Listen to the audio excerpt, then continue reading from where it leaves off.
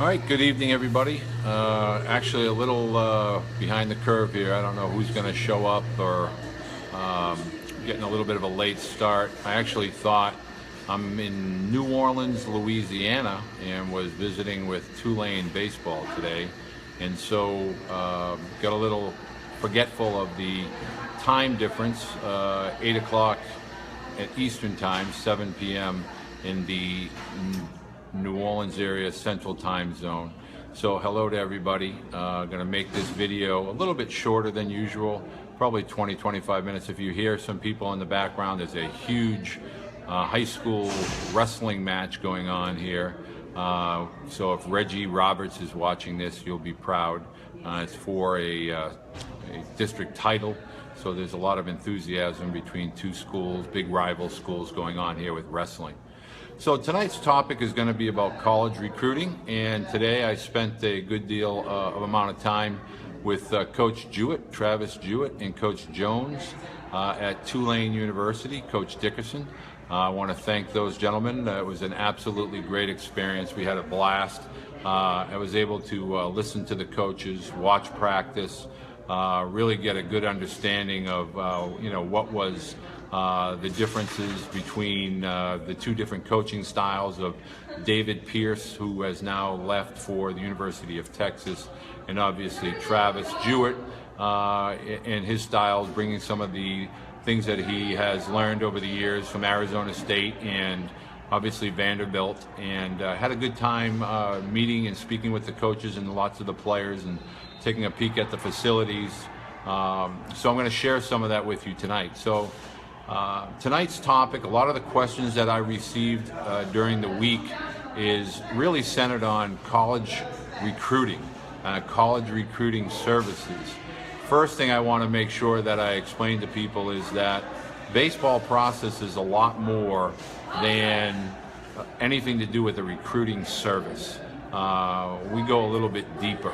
I think the general public's thought processes on recruiting is, well, we take everybody and we're going to help you get noticed, and we're going to put your video in front of all of these college coaches. And the first part of this that I want to begin with is, let's talk about the numbers game. So you have all of these ball players that play in high school, freshman, JV, and varsity. And we just look at basic math and we figure out very quickly that approximately 400,000 high school baseball players that for the most part all desire to play in college baseball or above and beyond high school. And these recruiting services play off of parents, meaning us as parents, we want to believe that our sons have the ability and they'll have the opportunity to play college baseball. Well, the numbers will tell us that 400,000 student athletes that all share the same dream.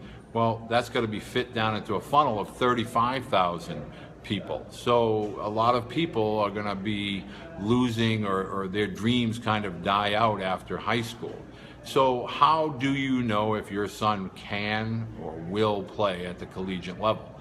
Well, first, a recruiting service is not going to evaluate your son to the point where they're going to turn you away. Because after all, they're going to feed off of your dream. You want your son to play college baseball, so therefore you're going to pay X amount of dollars. We're going to put his video out there. We'll find him a place to play. Well, it's sometimes just not as easy as that. And you really have to, at a very young age, that 8th grade, that 9th grade, sophomore year, have to have a realistic understanding of today's skill sets and tomorrow's projectable skill sets. So that's issue number one, topic number one. Do you know what your son's skill sets are? Do you know what tools, which is the baseball vernacular, tools that your son has that are going to get noticed or should be noticed by a college coach? Do you know your son's role? Meaning, yes, your son might be a shortstop today, but somebody might see him as a catcher. Do you understand does your son have versatility, flexibility? Does he have the athleticism, things of that nature? In other words, what we see today at the high school level doesn't necessarily mean that's going to transition itself into college. So a college coach is evaluating your son's tools and skill sets. So from a recruiting standpoint, if you know that you don't have those present, so you have to begin to work on those. You have to make a concerted effort to say, I want to get my arms stronger. I want to run faster.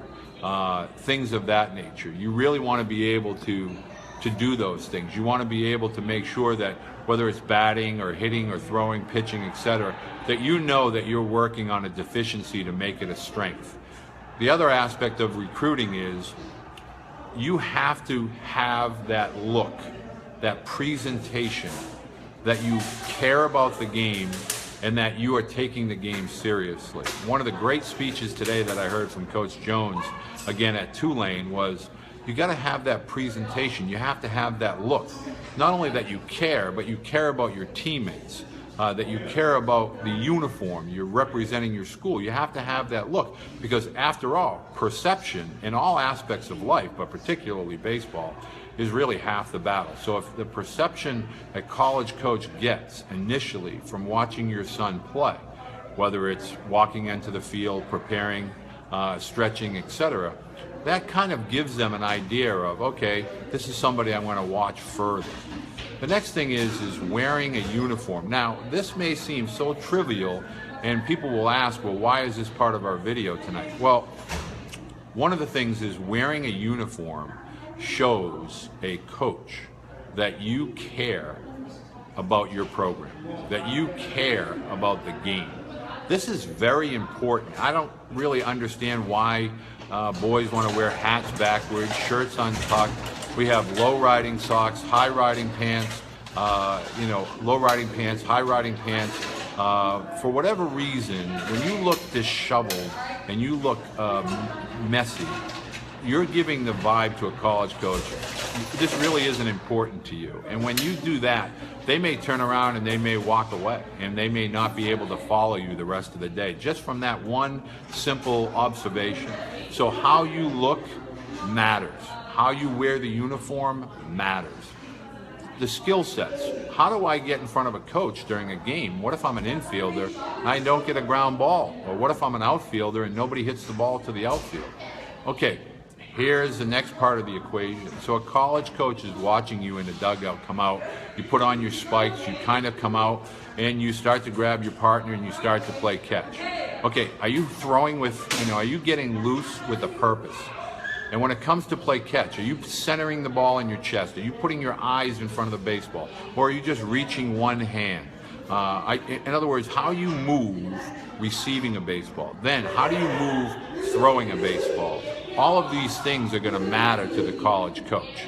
And so that is really important, the pregame, because if they don't get to see you catch a ball, throw a ball in a game, they're going to kind of say, okay, he has some arm strength, he's athletic, things of that nature. Now, we talk about hitting, and parents are always giving me statistics. They're always telling me that they were 667 with runners on third and less than 2 outs, etc. At the end of the day, coaches don't care about the results. Statistics, nobody really gets bogged down in statistics. Do they matter? Yes. As a former player and as a father, they matter to me as a player. They matter to my sons as players. They matter to me as a dad, but as a college coach, not so much. So what really matters is, what are you doing in your at-bats? Meaning, if you're winning 8-0 and you strike out and you come into the dugout throwing your helmet, you're a selfish ball player. I could see if there was a runner on third base and you didn't get that run home, okay, now that's a team kind of feeling, like I let the team down. But if you're winning 8-0 and you go up and you strike out to lead an inning and you come in and you throw the bat into the dugout or the helmet against the wall, that's a clear sign that that's a selfish baseball player. So that's another negative from a college recruiting standpoint. Okay, so now we're looking at a college coach. He's looking at your body of work. He's looking at your current tools. He's doing some projections. This is going to start your 8th, 9th grade year and your 10th grade year. Now what? Okay, so is it real or is it not real? You get the recruiting letter in the mail from University of Virginia, Stanford, those types of things. 90% of those letters are form letters. They want you to go to a camp. Understand that every time you spend $1 as a parent at a camp, a showcase, etc., that name, that email is going to get sent to a lot of other companies that want your business. And they'll do it whether they go directly to the other company and ask for it, or they'll go online and start reading off email addresses and putting it into a Word document. You're going to get an email because they know you've already spent money, so therefore you're probably going to spend more money. So when is a letter real? A letter is real is when you get something personal that says, "Hi Tyler, hi Kyle, saw you play XYZ event. Really excited. Due to NCAA rules, we are not allowed to recruit you, but we would like you to visit our, to be a part of our camp."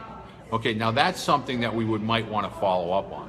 But bear in mind that the vast majority of Division II and III schools, and even JUCOs, they're not going to do those types of things at the 8th and 9th grade year. That's going to be more Division I's. Some Division II schools will start to get very active in that 8th grade freshman year and even sophomore year. If a coach initiates a dialogue or wants to speak with you or your son, he's going to let the high school coach, the travel ball coach, he's going to let them know, "Hey, can you have so-and-so give us a call? We'd like to speak with them." You can call a coach. A coach cannot call you until their junior year, until the end of your sophomore year, going into your junior year. You can make as many calls, you can leave a message, but that coach may not be able to call you back. So I get a lot of parents that get frustrated saying they left a message, they never heard back. Due in large part, they can't call you back. Emailing, you can email a coach, but also he cannot open up that recruiting dialogue until such time they can give you like friendly advice or pointers, but you're not going to find a lot of coaches actively writing emails to recruit. They do want to get you on camp. My suggestion to all parents is start by making sure you're making your lists, having a realistic understanding of your son's goals, his current skill sets, and what's going to be in his future. Meaning, if you're going to write to Stanford or University of Virginia or any of these schools of Tulane, for instance, today, and your son is a C student, and he's academically, that's going to be a reach school. So you really have to understand, is your son going to be that much better athletically? So we have to have an academic understanding, an athletic understanding, a geographical, logistical understanding, and then more importantly, a financial tolerance understanding as to the schools that you really genuinely are going to look to have your son attend or be recruited by. The other thing I try to let parents know is there's only X number of schools where your son's going to fit with those 4 categories. And so you don't want to add 50, 60, 70 schools. I deal with parents all the time that, well, I heard from this school and that school, and their list is 20, 30 colleges long. Remember, you can only dance with one girl at the dance. You can only tell one coach yes. You can't tell 30 coaches, "Hey, I'm coming to your school." So you really want to know before you enter into this what schools are really realistic as far as going to meet your expectations academically and athletically. Okay, so recruiting, how to contact the coach. That's where we come involved. Coaches get a lot of emails. Coaches get a lot of calls. Imagine how many coaches get a call, "Have I got a guy for you?" or "I got a guy for you." And that comes from alumni. It comes from coaches that might be in the area that they trust their evaluations. You really want to know, okay, I think I have a realistic expectation of going to this school. You're going to want to take a visit, first of all, and you're going to want to meet the coaching staff. And that's going to kind of give you some familiarity with the school, the campus, etc., and then also familiarity. The coaches will get familiarity with you. But we want to understand that as an 8th and 9th grader, and as a sophomore, your focus on the baseball has to be matched or exceeded by the academics. You get a lot of boys that, are doing all the lessons and all the showcases and all the camps, and, they have all these athletic tutors, for lack of better terminology, but academically, they're kind of floating in that world of the C student, and that's not going to be where we want it to be come time when the bell rings and a coach starts to actively recruit. Again, regardless, Tufts, Bates, Bowdoin, Amherst, Williams, Trinity, these Division III schools, AIC, Springfield, MIT, WPI, I could go on and on, Southern New Hampshire, Division II, Merrimack, Assumption College, a lot of schools that are are going to offer your son an opportunity to play baseball are going to get you a substantial amount of money via the financial end of things as opposed to just the athletic. Bear in mind that schools are very minimally funded athletic scholarship wise for baseball. We'll touch on that another day. But there's not a lot of full scholarships. So you might want to go to University of Virginia and your son may be academically able to go, but it might cost you $40,000 to $50,000, and now you're putting you as a family or your son in a $200,000 student loan, and is that something we really want to deal with? So there's a lot more to this recruiting than just baseball, and you really have to know that going into this thing. Starting out with, okay, do I want to go to school in California if I'm from New England? Do I want to go to school in New England if I'm from Louisiana? You're dealing with elements and different cultures, etc. So that starts your 8th, 9th, and 10th grade year. Now let's talk reality. Now, when you watch, I'm not a big political person, but you watch anything to do with elections, you see these exit polls, and they basically talk to 100 people or 1,000 people, and based on those numbers, we get some kind of an understanding at, the general direction here is that 55% of the people are voting for this person, et cetera, et cetera. When you start to think about the amount of people that are doing showcases, that are doing camps, that are doing recruiting services, they far exceed the number of student athletes that ultimately will play college baseball. This is a reality. This isn't my opinion. This is a reality. A lot of parents are spending money so early in the process without coming to a really good understanding of, okay, is there a real chance for my son to play college baseball?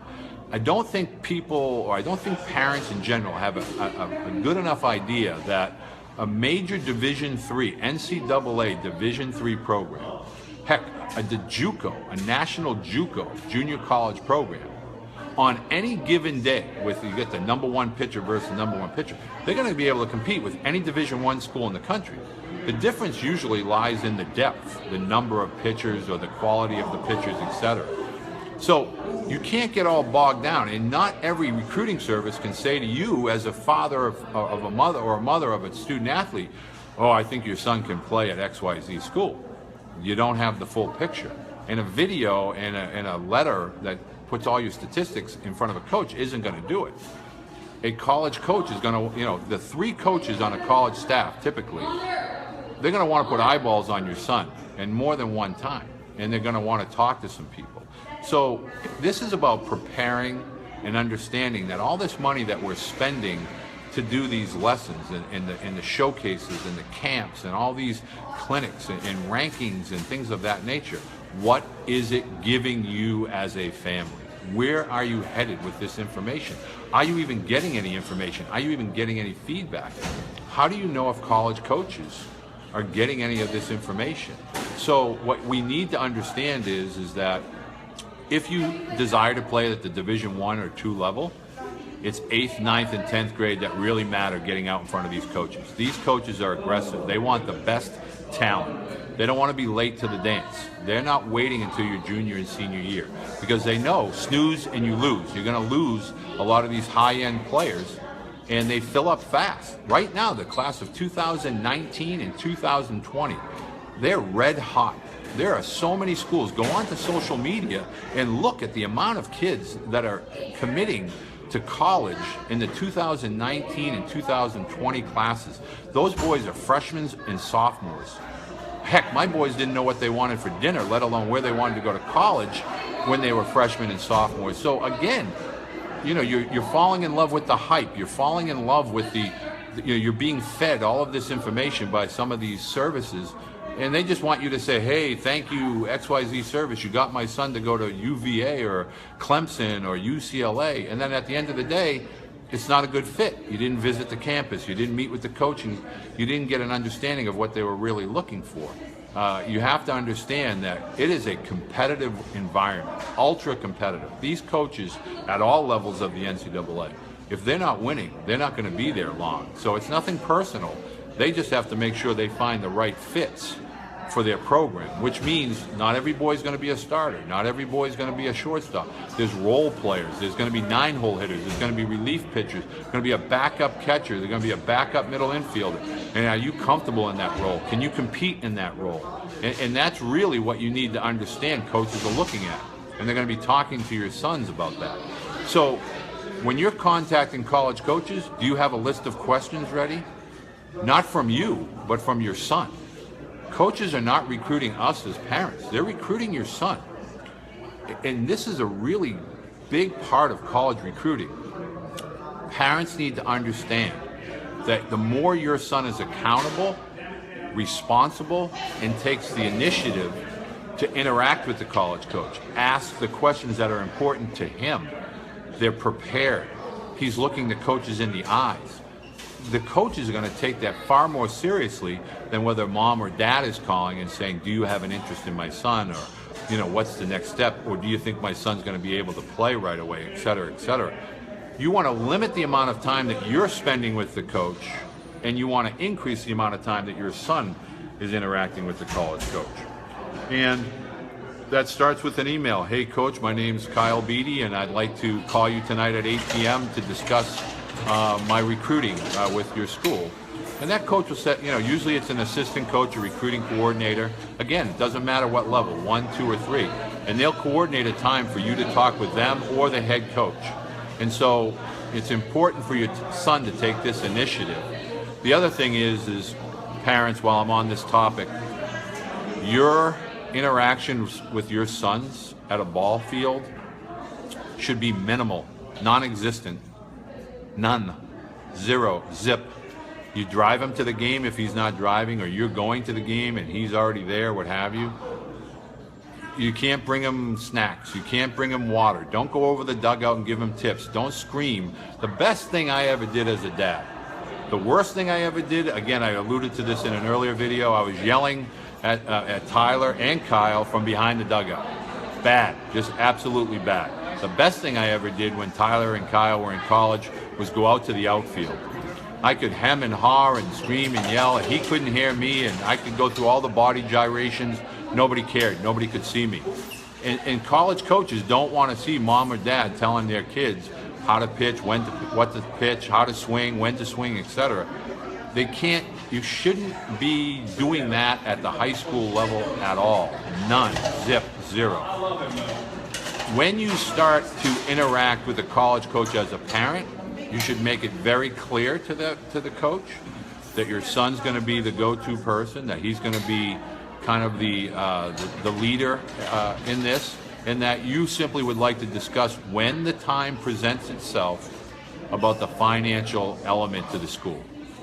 Because we want to find out, most parents don't realize this, ACT score, every point above a 24 is going to be more money for your son. So would you rather have an ACT or an SAT instructor or tutor, or would you rather have a pitching coach? I'm a big fan of, I'm going to get more money if he gets a better ACT or SAT score than if he throws 86 to 87.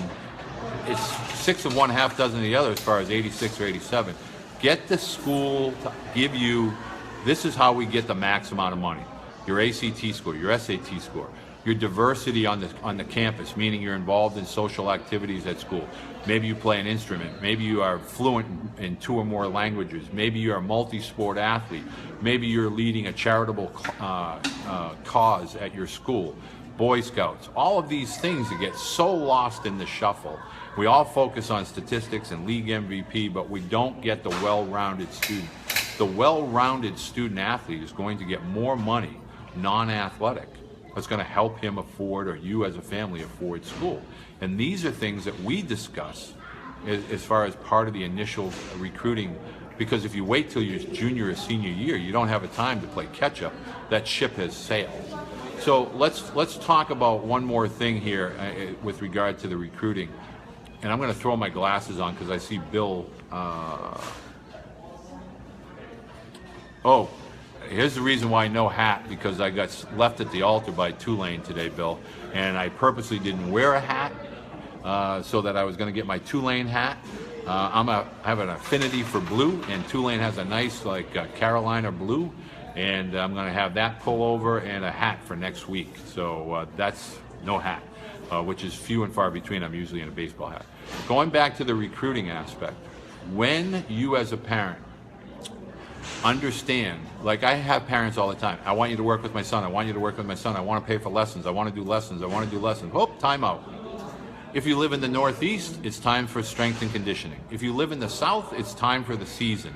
We don't want so many voices in an 8th grade, 9th grade, 10th grade student athlete's head that it gets lost. We want one voice or a set of voices that are all going in the right direction, because everybody's going to have an opinion. And so if I'm an 8th grader or a 9th grader, I want to have a routine. My strength and conditioning is going to go up through the month of February. End of February, end of February, I'm going to start to get myself ready to start to be outside. You know, the weather plays a big role, but I'm going to have March through October, for the most part, to play. I want to make sure my body is physically going to be capable. The next part of it is we want progression into our seasons. So coaches want to know that you have a plan like that you have a progression, whether it's hitting. They're going to ask you, what's your plan? What do you do? Give me your routine. And they want to know who's your strength and conditioning, what are you doing for nutrition? And the more they hear boys involved in that type of activity, that gives them an understanding that, okay, this young man really, he wants it. He has a plan, he has a routine. The other thing, I don't want to forget this, I had a great dialogue today, multi-sport athletes. Multi-sport athletes. It's okay. College coaches are really looking for those guys, I promise you. But when we start to talk about lessons and preparation for season, there's a mental component to this. We don't want to just pretend that the game is all about, okay, I took 2 hitting lessons, now I'm ready to go 8 for 8, and I'm out here, I'm ready to catch. And that's not how that whole thing works. And I want to make sure that you understand that when you're starting to do these things, especially with the lessons, we want to integrate it as part of a practice routine, practice habits, and so that they can begin to take these out into doing their own drills and things like that. So there's so much that goes on with recruiting, and I get the same email literally from 5 to 10 people every week. As a matter of fact, I was with some friends of mine this past week, some Saugus Sachems, class of 81. I don't have a script, folks. I don't read off of a script. I don't have a billboard, a teleprompter, what have you. And sometimes I'm repeating myself, but I have a parent every week that asks me the same question, and that is, who do you work with? When do you start to work with them? Why do we need you? What's different about you? All of this kind of stuff. Well, I'm going to tell you, I'm not doing these Facebook Live events for any other reason. I'm not asking you to sign up with me, do this with me. Here's the thing you get with me that's very different from any other recruiting service.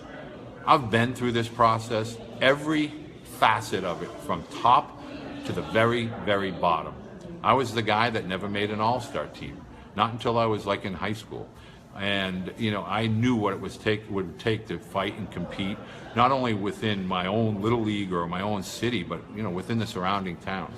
You get access. I give you honesty. We give you candid, real evaluations. I can't work with everybody. I mean, there's plenty of times that I tell parents, I'm sorry, but in my opinion, this isn't going to be what you want it to be, and your son doesn't exhibit either skill set or passion. I have parents all the time, I want you to work with my son, I want you to work with my son. It's not that I'm being elitist, because that's certainly not me in any way, shape, or form. I want honesty. I want there to be candor. I want to be genuine and sincere. I don't want boys that are happy with me today. I want 10 years from now, I want boys, and I have it all the time, boys that come up to me and say, Coach, thank you for teaching me this or telling me that or being honest with me, because that means a lot more to me. And that's what I hope for with my sons, and that's what I provide for the people that I work with. And it starts from a very simple email and leads to a phone call, and we begin to open up a dialogue. You get access. I'm talking with coaches. I'm interacting with coaches. And there's no pie in the sky. If your son, and I'm talking about Tufts University, John Casey, there's a lot of great college minds that are in these, what families perceive to be lower level schools. Tufts University, Williams University, is not a low-level school. They're one of the top 10 schools in the country. MIT, if I told you your son could go to MIT to play baseball, and he could get into MIT because of baseball, but you want to go to a SEC school, I can't work, I don't want to work with that type of environment, because at the end of the day, we're all going to be former players far longer than we were players. I mean, I loved everything about playing baseball, but I'm a former player. And you have to understand that these boys have to understand that we're working for a realistic academic expectation, that their reality of the quality of their life is not going to be dictated by how fast they throw a baseball, how far they can hit a baseball. It's about getting them a piece of paper. I just saw my son Kyle's degree. I got to tell you, that's a very proud moment as a dad, to see a boy get a college degree, largely due in part because he played a sport, baseball. And that's what baseball process is. We give you candid, honest feedback and evaluations. And so tonight, recruiting, it's a massive topic. It's something that I really deal and interact with all the time. I'm happy to share things with people. You can reach us at Twitter, Facebook, Instagram, Baseball Process, email baseballprocess14@gmail.com. Want to also end this on February 15th, I'm going to be doing a live event, actual physically live at Cressy Performance in Hudson, Massachusetts, 577 Main Street. And we'll also be doing it here via Facebook. And I encourage all of you to share and be a part of that night. Tell families, tell friends, because on that night, we're going to be able to see the whole spectrum as far as strength, conditioning. We're going to hear from some student athletes, some coaches. We're going to actually be doing this on a live platform. And I believe it's a tremendous opportunity for parents all across the country to get an understanding and an awareness of the strength and conditioning and nutrition component to this baseball world that we lack, a lot of players lack at a very young age. The other thing I'm going to ask everyone to do is this. You have a question, I want you to ask. I want you to send me an email. I want you to invite people to the next 2 weeks, because we're going to get really aggressive with this thing. The other thing is one of the questions I got this week was, why do we pay for your service? You just give us all this information. I have people tell me all the time, you're giving us all this information. I want to understand, I want everybody that ever watches this video, however many there are, to understand one thing. It's the baton of knowledge. My mentors back in my day, they did the same thing. I enjoy helping families and student athletes. That's what I do. And it's really inexpensive when you consider that what I do for people, 1 year cost, is essentially the cost of a showcase or a camp. One showcase or one camp. So I want to thank everybody. I'm looking forward to February 15th at Cressy Performance in Hudson, Mass. I want to thank everyone for sharing these videos the way that you do. I look forward to next week. Next week, we are going to get into a different facet. We're going to talk nutrition. We're going to talk about strength and conditioning leading up to the Cressy Performance. And I'm going to kind of enlighten a lot of parents as far as some of these myths that we deal with as parents, from even our doctors. I want you to understand there's a lot of information that we're going to share next week that's going to shed a little light onto that. So thank you to everybody. I look forward to next week. And from Louisiana, from New Orleans, Louisiana, yours in baseball. Next week, Tulane lid, Tulane pullover. Thank you.